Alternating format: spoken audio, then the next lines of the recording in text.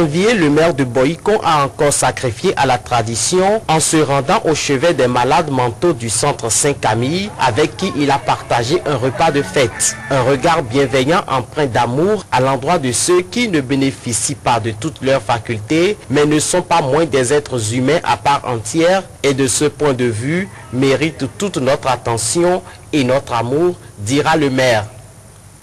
Autant que nous sommes des malades. L'homme est un malade qui s'ignore. On ne choisit pas d'être malade. Je voudrais rappeler à ceux qui peuvent déjà manger à leur faim qu'ils doivent se souvenir des malades. À tous ceux qui sont ici à Saint-Camille, je voudrais vous dire bonne fête. Et souhaiter que l'année prochaine, quand nous serons ici, que beaucoup d'entre vous soient déjà rentrés à la maison parce que guéris. Pour rendre témoignage de ce concept de non-discrimination à l'égard de ces malades, le maire leur a offert des tenues dont il s'est lui-même habillé. Un acte hautement apprécié par les malades qui toutefois ont émis quelques souhaits. Un grand bonheur pour nous que le maire vienne fêter avec nous chaque année. Après notre libération du centre, qui nous aide à trouver d'emplois. Parce que la plupart d'entre nous, quand nous sortons là, c'est difficilement qu'on trouve à faire. Alors, monsieur le maire Atropo est venu fêter avec nous ensemble. Il pourrait même rester chez lui, à la maison, mais il n'a pas pu. Et il est venu nous voir ici. Je le remercie et à l'infiniment. C'est dans une ambiance particulièrement festive que s'est déroulé ce déjeuner de fête. Une ambiance dans laquelle chaque invité au repas a su mettre du sien, qui pour danser, qui pour chanter. Le maire a eu également droit à sa dose de prière. Papa, si tu es à trop bon, le corps, c'est un rousou candaho, quand il y a un nouveau candaho, bon, mais vous m'avez pas encore bonando, Drenia, comment te yania, comment te tagbania, soit rousou camocodon, soit rousou capri. Comblé de tels vœux de nouvel an, Luc Atropo peut donc se réjouir d'avoir atteint ses objectifs. Et voilà, nous revenons fraîchement des fêtes de fin d'année. À Cotonou comme à l'intérieur du pays, les fêtes ont eu lieu, mais pas comme cela se devait selon certaines populations. Entre autres causes, la cherté des produits de consommation. C'est le cas de l'oignon qui a augmenté de prix sur le marché. Constat dans la ville de Parakou avec Jean-Christian Onvenou et Moufid Sagbouran. Les consommateurs de l'oignon devront débrousser encore un peu plus de l'argent pour se procurer cet ingrédient dans les différents marchés de la ville de Parakou. En effet, depuis quelques jours, bien que disponible, le cours des mesures de ce fruit a flambé depuis la source d'approvisionnement des revendeuses. Avant, on prenait le sac d'oignon là, le petit sac là, on prenait à 25 000. Même maintenant, on prend ça à 45 000, 40 000. Bon, si on achète à 45 000, si on trouve 43 000, on vend. Si on trouve 45 000, et comment est-on 50 000, on vend. Ça dépend de celui qui est venu acheter. Le plus petit, c'est 50 francs. Il n'y a pas pour 25 francs. La saison sèche serait à la base de cette hausse vertigineuse du prix de l'oignon, sans compter les inondations qui ont sérieusement dérangé les producteurs de cette épice cette année. Et ceux qui ont semé l'oignon, c'est comme la pluie, comme il y a l'inondation de l'oignon là, tout est gâté. Ceux qui ont déjà déposé un peu à la maison là, c'est à cause de ça, c'est cher. Donc c'est maintenant que le nouveau oignon va. Les gros consommateurs de cet ingrédient important pour la saveur et le goût dans les mets sont les vendeuses de nourriture.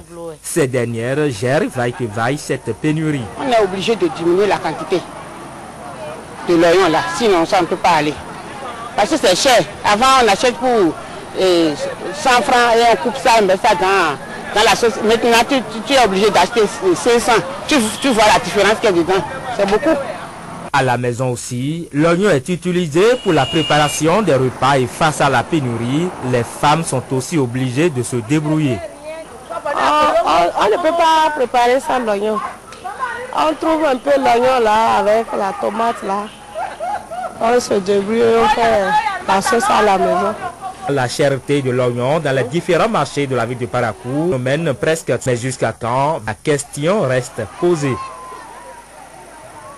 Intéressons à vous quitter ça, par exemple, précisément au niveau de Comé, Benou et Zunhwe rencontrent ces femmes qui, à la limite, vous agressent, leur seul but étant d'écouler leurs marchandises au mépris des règles de la circulation. Pourtant, elles côtoient au quotidien le danger en courant derrière les véhicules qui s'apprêtent à stationner. Constat, Séraphin Assiongbo. La concurrence est rude à Koma, Benou et Zunhwe dans le département du Mono entre les vendeuses que voici.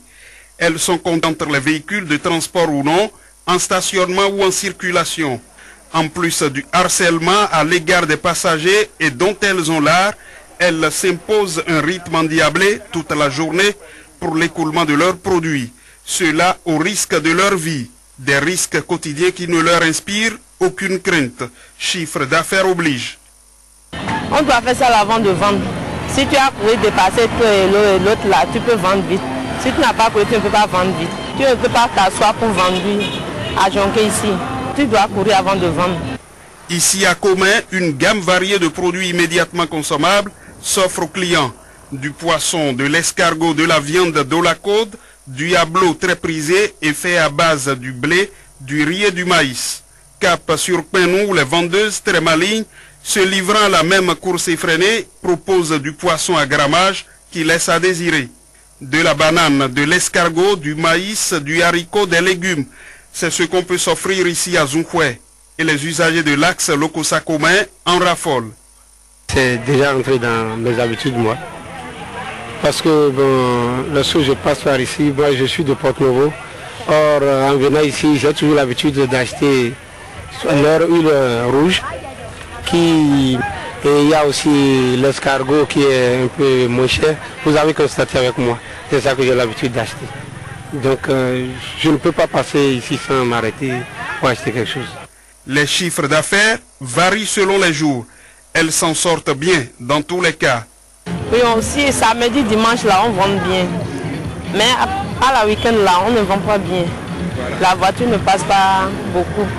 Mais si c'est samedi, dimanche là, au moins on vend. Si tu as préparé à bloc pour au moins 11 000, 10 000 là, on vend ça. Et la viande agoutie aussi vend. Poisson, tout et tout, on vend bien. Avec l'affluence qui s'observe depuis des années, ces vendeuses font grimper les prix. Avant là, on achète ça moins cher. On achète moins cher. Maintenant là, on achète ça cher. C'est pourquoi on vend ça très cher. Pendant longtemps encore, ce balai quotidien s'observera au niveau des vendeuses. Des habitudes héritées de leurs arrière-parents depuis des dizaines d'années. Quittons Koma, Benou et Zunhwe pour nous rendre à Natitengu. Et bien, dans cette commune, il faut réfléchir plusieurs fois avant de sortir la nuit. En effet, la ville végète dans l'obscurité totale et en ce 3e millénaire, l'éclairage public reste encore un luxe pour les populations. Constat Akime Ouseni, Sébastien Adjato. Natitengu, la cité des montagnes, 19h30. Nous sommes engloutis dans le noir obscur, très obscur, dans lequel les populations, le corps défendant, vivent depuis des décennies. La lumière, l'éclairage public est un luxe pour les habitants de la plus grande ville, la métropole des départements de la Takora-Donga. C'est un vécu quotidien qui ne laisse personne indifférent, même si vous êtes de passage ou si vous vous sentez obligé de marquer une escale. Franchement, il faut dire que l'éclairage est pratiquement nul. Nul parce que nous sommes en fin d'année. En fin d'année 2010 par exemple. Et puis quand vous regardez, quand vous parcourez un peu les rues de Natitengu, vraiment, et tout est noir. La situation elle est criade et c'est triste. Ça nous fait peur. Et vous-même vous avez constaté avec nous que la plus grande ville de la Takora souffre de l'éclairage public.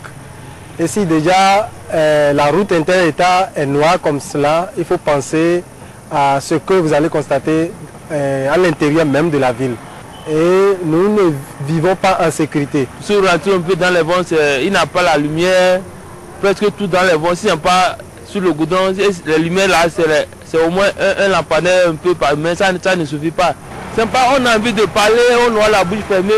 Vous allez frapper l'enfant de dire qu'il ne faut pas pleurer, il doit pleurer, vous aussi. Nous n'avons qu'à penser à nous les pauvres. Les plaintes sont bien perceptibles et les usagers par excellence de la nuit, les conducteurs de taxi moto enfoncent le clou. Il y a d'années, certains vont là, c'est totalement noir. Quand on rentre là, nous les jeunes là, si vraiment tu gardes un client que ton emploi est écrit là-bas, tu es obligé de laisser le client et de traîner. Parce qu'on voit les poteaux, mais il n'y a pas les ampoules. Certaines ampoules même sont grillées, mais ils ne changent pas. Vraiment, on ne comprend pas. Nati Tengu, bien malheureusement, semble tirer son charme dans le noir. À titre illustratif, nous sommes dans le centre-ville et nous longeons l'axe place de l'indépendance de Nati Tengu, mairie de Nati Tengu, commissariat central et préfecture de Nati Tengu. L'obscurité dicte sa loi et lorsque vous interrogez l'autorité préfectorale à propos, il vous étonne. Effectivement, il faut commencer par le noir pour arriver à la lumière. Lorsque la lumière est proche, on n'a plus peur du noir. Le préfet passe dans le noir, c'est vrai, mais il sait que c'est pour un temps en ce moment. Et je voudrais inviter les concitoyens, les habitants de Nati Tengu à se mettre dans la tête que l'obscurité du moment n'est que l'étape qui précède la grande lumière, qui est le signe de la modernisation de notre vie. Cette assurance de Gervenda Sekou contraste avec le piaffement des populations. Nous allons sanctionner si les gens ne pensent pas à nous, en masse déjà. Et nous pensons également au 1er août dont on nous parle chaque fois. Si vraiment le président Yaïbouni peut venir vraiment nous aider ici pour que Nati Tengu puisse changer, vraiment on serait très fiers. On a appris qu'il arrange le sud, mais il n'a qu'à aussi penser au sud, au nord-est aussi. La question de l'éclairage public va au-delà des montagnes de Nati Tengu. Et je voudrais vous dire que c'est une situation qui est générale à tout le département. Voilà pourquoi le préfet rassure les administrés que ces difficultés seront inscrites dans le cadre des préparatifs du 1er août 2011. C'est en clair le wait-and-see. Un nouvel espace de divertissement vient d'ouvrir ses portes dans la commune de Djougou. Il s'agit du complexe Le Baron. Ce complexe comporte entre autres un bar karaoké, un dancing club, un bar VIP, un restaurant et bien d'autres merveilles à découvrir à travers ce reportage. Le complexe Le Baron au quartier Sassirou, commune de Djougou, fait peau neuve. Véritable joyau de divertissement, c'est un centre qui doit son nouveau visage à la clairvoyance de cet homme qui entend loger la commune de Djougou au même rang que les grandes métropoles du Bénin. La grande motivation, c'est vraiment de faire encore du neuf. Au début, à l'ouverture du Baron, on avait dit qu'au Baron, on fera chaque jour un peu plus. Donc à chaque fois, on doit faire quelque chose qui doit être plus que ce qui existe déjà. Le complexe Le Baron, c'est une buvette, un bar climatisé, un espace VIP en boîte comme dans le bar. Ce sont des concerts en live, tout un cocktail de nouveautés dont l'inauguration s'est faite ce 31 décembre. Il y a un an, c'était un simple complexe. Aujourd'hui, c'est un complexe. Ça veut dire rénové.